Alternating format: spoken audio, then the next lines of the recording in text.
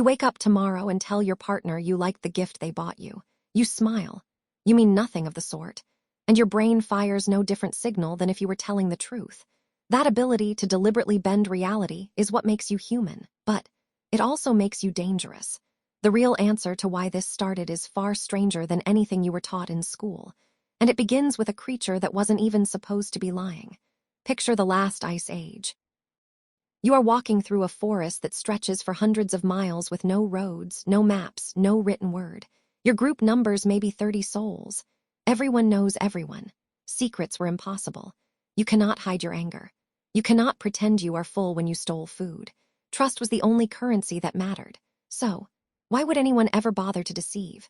The question haunted Robin Dunbar, a behavioral evolutionary psychologist at the University of Oxford, for decades. He was trying to solve what he called the social brain hypothesis. The data was clear. Primates with larger brains tended to live in larger, more complex social groups. But correlation isn't causation. Dunbar wanted to know the mechanism. What actually drove brains to grow? He didn't set out to study lying. He set out to study grooming. For years, researchers believed that primate social bonds were maintained through physical grooming, picking through each other's fur, removing parasites, reinforcing friendship through touch. But when Dunbar and his colleague Barry Hartstone examined baboon troops in the wild, they found something unexpected. As groups grew beyond 50 individuals, grooming simply couldn't keep up. There weren't enough hours in the day for every pair to maintain physical contact. And yet these groups didn't collapse. They stayed bonded. Somehow they found a shortcut.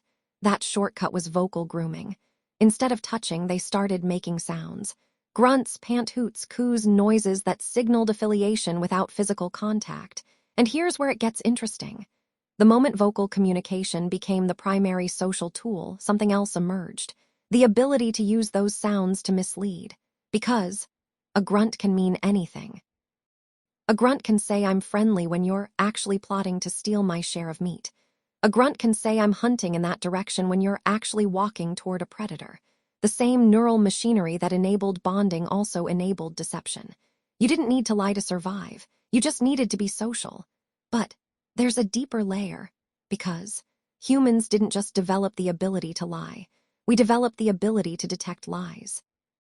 And that arms race changed everything about who we are. Take the work of evolutionary psychologist Michael Tomasello at the Max Planck Institute in Leipzig, Germany. In the early 2000s, he and his team ran a series of experiments that would become famous. They placed children between the ages of 2 and 4 in front of a closed box. The researcher told them not to peek. Then, the researcher left the room. Almost every child peeked. When the researcher returned and asked if they had looked, the children lied. And here's the stunning part.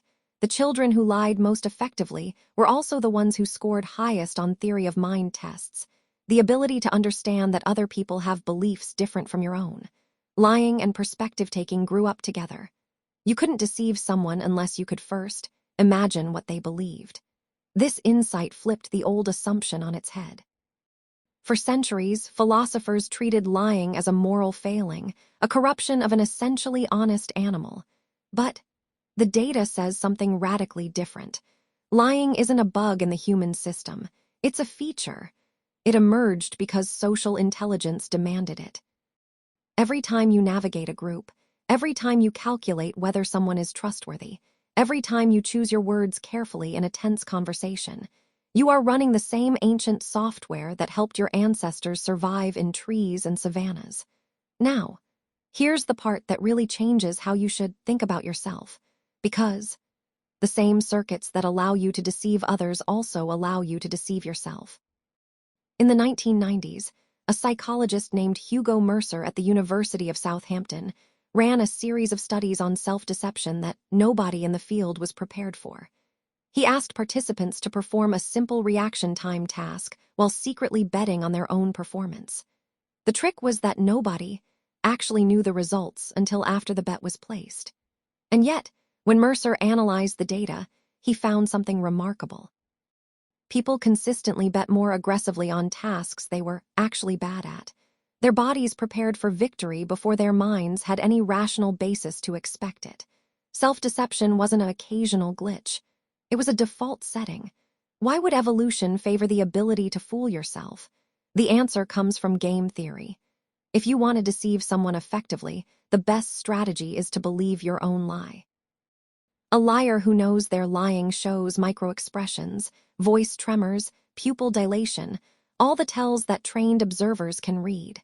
But a person who genuinely believes their own fiction has nothing to hide. Their body doesn't betray them because their body agrees with the story. You don't have to suppress the truth when you've already rewritten it. This means the next time you catch yourself rationalizing a bad decision, convincing yourself that something went your way when the evidence says otherwise, you're not being weak. You're being optimally adapted. Your brain is doing exactly what it was selected to do.